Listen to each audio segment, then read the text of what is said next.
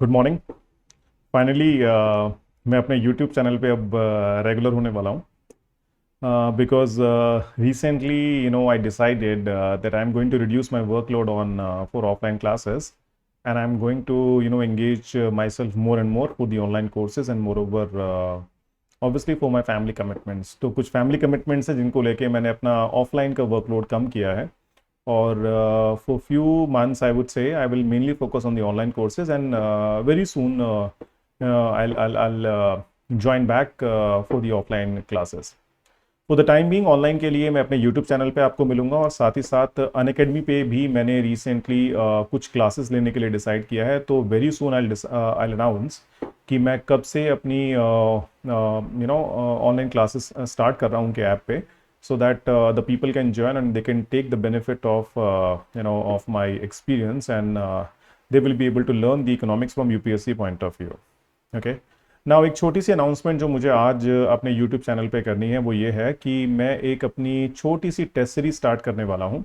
क्योंकि देखिए, मैंने एक चीज़ नोटिस की है पिछले 10-11 साल के अपने टीचिंग करियर के अंदर, कि स्टूडेंट्स को कंटेंट तो मिल जाता है फ्रॉम डिफरेंट डिफरेंट इंस्टीट्यूट्स, क्योंकि मार्केट में बहुत सारे इंस्टीट्यूट हैं जो बहुत अच्छे से गाइड करते हैं। बट देखिए, एक जो प्रॉब्लम मैंने देखी है जो स्टूडेंट्स नॉर्मली फेस करते हैं वो ये है कि वो अच्छा लिखना नहीं जान पाते हैं। अब देखिए, मैं ये तो नहीं कहूँगा कि मैं हर सब्जेक्ट में आपकी हेल्प कर सकता हूँ, बट देखिए दो एरियाज़ हैं जहाँ पे मेरी कमांड अच्छी है, और वो है इकोनॉमिक्स, जो आप लोग नॉर्मली मेरी क्लासेस देखते आए हैं, और दूसरा है इंडियन कॉन्स्टिट्यूशन। कॉन्स्टिट्यूशन का मैं ये कहूँगा कि देखिए, मैंने 3 साल कॉन्स्टिट्यूशन पढ़ाया है for the judiciary students, not to the civil service aspirants. तो जुडिशरी के लिए मैंने 3 साल लॉयर्स को, though I am not a lawyer but still I tried my best to guide them. और 3 साल मैंने 2013 से लेकर 2016 एंड तक मैंने कॉन्स्टिट्यूशन पढ़ाया है to the judiciary students at institute call Rahul साईएस। ओके, तो राहुल सर के साथ मैंने काफ़ी कुछ सीखा, और उनके साथ वहाँ पे उनकी गाइडेंस के अंदर मैंने कॉन्स्टिट्यूशन स्टूडेंट से कैसे डील करना है, कैसे नहीं करना है, वो सब चीज़ें मैंने वहाँ पे सीखी, और मैंने काफ़ी अच्छे से उनको गाइड किया। But obviously, when my workload increased with the civil service aspirants and moreover for my subject economics, so I decided to only go for economics। But a point ये है, देखिए कि रोज स्टूडेंट से जब क्लास के बाद मेरी इंटरेक्शन होती है या होती थी, तो उसमें यही सुनने को मिलता था कि सर हम समझ तो गए हैं टॉपिक्स, बट हम लिखे कैसे अच्छा। देखिए, प्रीलिम्स के केस में बहुत मुश्किल नहीं होता है। प्रीलिम्स के केस में आप जानते हैं कि बहुत सारी टेस्ट सीरीज मार्केट में अवेलेबल हैं, ऑब्जेक्टिव टाइप क्वेश्चंस होते हैं, आपको टेस्ट परचेज करना है मार्केट से, उसमें आपको सर्कल फिल करने हैं, उनकी कीज होती हैं, उनसे आपको चेक करना है, और चेक करने के बाद आपको ईजिली एक आइडिया लग जाता है कि आप कहाँ पे लैग कर रहे हैं, कहाँ मिस्टेक्स कर रहे हैं, कहाँ पे क्या कर रहे हैं, वो सब चीज़ें आराम से हो जाती हैं। बट जब मेंस की बात आती है, देखिए कहीं ना कहीं हर इंस्टीट्यूट में, जो भी बड़े इंस्टीट्यूट है वहाँ पे आपको मिलेगा कि these people are being overloaded with the number of students, because आप मान के जिस तरह से देश में अनएम्प्लॉयमेंट है, और जिस तरह से देश में अनएम्प्लॉयमेंट के अलावा मैं कहूँगा जिस तरह से हमारे देश में रुचि बढ़ती जा रही है, एक इंटरेस्ट है जो सिविल सर्विसेज के एग्जाम को लेके, तो कहीं ना कहीं मान के चलिए they are, I want say they are not, they definitely doing good, but the point is कहीं ना कहीं एक जो पर्सनल अटेंशन मिल पाती है कि आपके आंसर में बारीक से बारीक जो गलतियां होती हैं, जैसे फुल स्टॉप की हो गई, कॉमा की हो गई, वर्ब की थर्ड फॉर्म की हो गई, और साथ साथ मान के चलिए जब हम बात करेंगे कि एक प्रॉपर प्रेजेंटेशन की, आंसर की स्ट्रक्चरिंग की। अब जैसे मैंने देखा है कि नॉर्मली हर स्टूडेंट को यही रटा होता है जिनसे मैं बात करता हूँ कि सर आंसर में 3 पार्ट होते हैं, क्योंकि नॉर्मली यही सिखाया जाता है कि इंट्रोडक्शन पार्ट है, बॉडी पार्ट है, और उसके बाद आपका कंक्लूजन है। बट देखिए, मैं एक सिंपल सी बात आपको बताता हूँ, जरूरी नहीं है कि हर क्वेश्चन के अंदर आपको बहुत सारा इंट्रोडक्शन देना हो और फिर बॉडी पार्ट है और आपको कंक्लूजन देना हो। यूपीएससी में देखिए, सबसे बड़ी प्रॉब्लम क्या होती है कि हमारे पास केवल 150 से लेकर 250 वर्ड्स होते हैं, ठीक है, जो हमें आंसर्स लिखने होते हैं। और कभी कभी ऐसा होता है कि 12.5 मार्क्स का क्वेश्चन आ गया तो हमें 200 वर्ड्स के अंदर आंसर को अपना प्रेजेंट करना होता है। So they're asking so many things that you need to write in just 150, 200 और 250 वर्ड्स। तो प्रॉब्लम क्या होती है कि जो हमारे पास बहुत सारा कंटेंट है, जो हमारे माइंड में कंटेंट जो हमने पढ़ा है अपनी क्लासेस में, अपने कोचिंग इंस्टीट्यूट में, प्लस जो हमने इंटरनेट से पढ़ा है, प्लस जो हमने बुक से पढ़ा है, प्लस जो हमारी अपनी खुद की प्रायर नॉलेज है, उस केस में प्रॉब्लम क्या होती है कि हम ये नहीं समझ पाते हैं कि उस नॉलेज में से कैसे हम 200, 250 वर्ड्स में, 150 वर्ड्स में अपने आंसर को प्रेजेंट करें। ठीक है, तो देखिए मेरी कोशिश ये रहेगी कि जो भी मैं टेस्ट सीरीज एक छोटी सी, देखिए आई एम नॉट एन इंस्टीट्यूट, तो उसमें ये नहीं है कि मेरे पास एक पूरा सेटअप है और उस केस में मैं आपको बहुत ही अच्छे तरीके से एक कहते हैं ना कि एक बहुत ही रोजी पिक्चर दिखा के मैं आपको एक बहुत ही अच्छे से गाइड कर पाऊंगा। तो देखिए वो तो नहीं हो पाएगा ऑब्वियसली, क्योंकि I don't have any setup. But the point is what, I will try my best in terms of helping you out so that you will be able to kind of perform better for the mains examination. और देखिए ऐसा नहीं है कि आपको हर subject के answer लिखने के बाद ही आप आंसर लिखना जान सकते हैं। पॉइंट ये है देखिए कि अगर आप इकोनॉमिक्स, पॉलिटी या आईआर की जो 3 एरियाज है जो मैं कवर करने वाला हूं, उसमें आप मान के चलिए कि अगर आप लिखना सीखते हैं और आपको एक आइडिया लगता है, so that is going to helpful for you not only for these 3 subject but for the other also.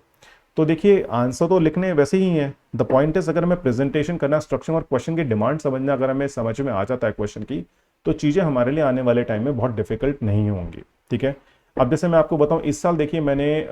Decide किया था that I will guide 5 students for free. Okay, so अपने जो मेरी क्लास का शेड्यूल था उसमें से टाइम निकाल के मैंने क्या किया, अराउंड 5 स्टूडेंट्स को गाइड करना स्टार्ट किया था 2022 के मेंस से पहले। ठीक है, अभी मेंस आया नहीं है, mains is going to be start very soon in the month of upcoming months. Point ये है कि आप मान के चलिए उन 5 स्टूडेंट्स को जब मैंने गाइड करना स्टार्ट किया, जब मैंने उनके पहले 2 टेस्ट देखे तो उसमें मुझे आइडिया लगा they have lot of content. Imagine these are those students who cleared the prelims examination, okay, and now they've been waiting for the mains examination. कि they have very good hold over the the subject matters, but when it comes to presenting it, तो कहीं ना कहीं मान के चलिए एक lacking थी जो वो उस चीज को कहीं ना कहीं वो उनके आंसर्स में दिख रही थी। और देखिए जो भी आंसर चेक करने वाले यूपीएससी में लोग होते हैं, they are very smart, they are very kind of experience people, so they got to know कि आप कितने कंफर्टेबल हैं जो आपने आंसर लिखे हैं अपने। ठीक है, तो उस केस में क्या है कि आप मान के चलिए, वो अलग बात है कि उन 5 में से 3 का ही एग्जाम क्लियर हुआ और 2 का एग्जाम क्लियर नहीं हो पाया। ठीक है, but what happened, these 2 set के सर may be next year we will again start, but the 3 जो मैंने उनको गाइड किया है और जो अभी भी उनके 1-2 टेस्ट बचे हैं उसमें मान के चलिए if I see there is a lot of improvement. ठीक है, और देखिए उसमें ये नहीं कि मैंने उनको कुछ नया कंटेंट बताया, I am not telling the content, I only told them that how you need to improve with the given content only. ठीक है, तो देखिए मेरा अगेन फोकस यही रहेगा कि मैं आप लोगों को गाइड करूं कि और देखिए बहुत सारे नहीं, around 20 students I am going to guide. अगर मुझे इतने भी मिल जाते हैं तो देखिए बहुत सिंपल से प्रैक्टिकल से बात है कि कोई भी इतनी जल्दी फेथ करता नहीं है, because every institute is having a branding and they are having a reputation, but the point is what, when you start something, then obviously students will take a lot of time to have a trust on you. So point ये आता है कि देखिए कि जितने भी मैं test करवाऊंगा, जितने भी मैं आपको कोशिश करूंगा कि मैं आपकी राइटिंग प्रैक्टिस में हेल्प कर पाऊं, तो एक छोटा सा स्ट्रक्चर जो मैंने बनाया है वो ये है कि करीब करीब 10 टेस्ट मैं आपके साथ कंडक्ट करूंगा, जो भी स्टूडेंट्स मेरे साथ जुड़ेंगे, और 3 एरियाज को मैं कवर करूंगा, जिसमें इंडियन इकोनॉमी होगा जो मेरा सब्जेक्ट है, पॉलिटी कॉन्स्टिट्यूशन जो मेरा सब्जेक्ट है, और तीसरा एक टेस्ट में आईआर का करवाऊंगा आपको। ठीक है, सारे के सारे टेस्ट के क्वेश्चंस मैं बनाऊंगा, सारे के सारे टेस्ट के क्वेश्चंस के आंसर्स मैं चेक करूंगा। ज्यादा क्वेश्चंस नहीं होंगे, एक टेस्ट में 10 क्वेश्चंस होंगे। ठीक है, मोर ओवर स्टूडेंट्स को मुझे लग रहा है कि मैं हैंडल कर पाऊंगा करेंटली मैक्सिमम, अगर मुझे इतने मिल पाते हैं, दो I am not very much optimistic कि मुझे 20 स्टूडेंट्स मिल पाएंगे, but still I am thinking कि मैक्सिमम स्टूडेंट्स अगर मुझे मिल जाते हैं तो मैं 20 स्टूडेंट्स से ज़्यादा को गाइड नहीं कर पाऊंगा। फीस जो देखिए होगी कोर्स की वो 10,000 रुपीज़ प्लस जीएसटी, और जीएसटी के लिए मान के चलिए मैं आपको रिसीट प्रोवाइड करूंगा, so that it will not be like कि आपको ये लगे कि कहीं ना कहीं कि सर जीएसटी का, क्योंकि देखिए मैंने ही क्लास में आप लोगों को जीएसटी के बारे में इतनी कुछ समझाया है, तो आप obviously you people will be able to know कि वो बिल प्रॉपर है या वो फेक बिल है। ठीक है, सो I'll charge for GST and that GST will be around 18% and that will go to the government of India only and the Delhi state government. And third अगर आपको इसके बारे में कोई भी क्वेरी चाहिए, कुछ भी है, तो मैंने अपने फ़ोन नंबर मेंशन किया है यहाँ पे। So my number is 9968374974 and if you want to simply email me, then my email address is Pratik Gupta PRATIKJUPTA Pratik Gupta 2001 @gmail.com। ठीक है, तो आप मुझे इस पर ईमेल कर सकते हैं या फिर आप मुझे कॉल कर सकते हैं, मुझे व्हाट्सएप इस नंबर पर ड्रॉप कर सकते हैं, और फिर हम उनसे आप मेरे से जुड़ सकते हैं। तो हम इसके ऊपर डिस्कस करेंगे और डेफिनेटली कोशिश ये रहेगी कि मैं आपको गाइड कर पाऊँ और आपकी कहीं ना कहीं इस चीज़ में इंप्रूवमेंट में मैं आपकी हेल्प कर पाऊँ। ठीक है, तो आज के वीडियो में देखिए मुझे केवल आपको इतना बताना है, एक छोटी सी अनाउंसमेंट, एंड रियली होप कि मुझे एक पॉजिटिव रिस्पॉन्स मिलेगा, आप लोग मेरे से जुड़ेंगे। ठीक है, और अगर आपको लगता है कि अगर जो भी लोग अगर मेरे से जुड़ते हैं, 2, 4, 6 जो भी लोग मेरे से जुड़ते हैं, अगर उनको लगता है कि उनको फ़ायदा हो रहा है, तो प्लीज़ अपने बाकी फ्रेंड्स को जो भी हैं उनके साथ ये चीज़ें बताइएगा। और अगर आपको इकोनॉमिक्स का प्रॉपर कोर्स मेरे साथ कवर करना है, तो अनअकैडमी पे जल्दी ही मैं अपने कोर्स के बारे में, प्लस कोर्स के बारे में मैं अनाउंस करने वाला हूँ कि कब से वो स्टार्ट होने वाला है। तो अगर आपको वो ज्वाइन करना हो या फिर आपके फ्रेंड्स को वो ज्वाइन करना हो, then you can join. So I'll give you my handouts also on that particular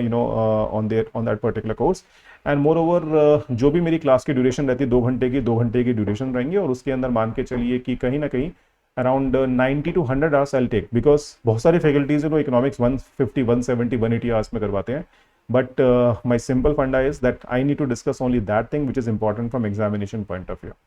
तो अराउंड 100 आवर्स के आसपास का हमारा कोर्स रहेगा, जिसके अंदर मैं सारी चीज़ें आपके साथ कवर करूंगा। ठीक है, तो एक छोटा सा ये वीडियो था, बाकी डेफिनेटली कल एक वीडियो में लेके आऊंगा जिसमें मेनली हम लोग डिस्कस करने वाले हैं regarding WTO and the recent order given by the government of India regarding the anti dumping duties regarding certain products which we are getting from China. And उसमें सबसे इंपॉर्टेंट जो डिसीजन अभी कुछ दिन पहले मिनिस्ट्री ऑफ कॉमर्स ने बताया है कि एक एंटीबायोटिक होता है ऑफ्लॉक्सासिन का, जिसके ऊपर हमने एंटी डंपिंग ड्यूटी लगाने की बात करी है, मिनिस्ट्री ऑफ कॉमर्स ने रिकमेंड किया है। तो एंटी डंपिंग ड्यूटी होता क्या है, उसका प्रॉपर बैकग्राउंड, WTO के रिलेटेड, उसके अलावा हमारे जो लॉज हैं टैरिफ से रिलेटेड, कस्टम टैरिफ रिलेटेड जो भी हैं, उनके बारे में ब्रीफ डिस्कशन मैं करूंगा। तो स्टे ट्यून्ड, और कल जब हम मिलते हैं तो उस टॉपिक के ऊपर आपको एक वीडियो मिलेगा, तो please check on that. And तब तक के लिए थैंक यू, मिलते हैं जल्दी, bye bye. Okay, so thank you very much, जल्दी ही मिलना होगा आप लोगों से।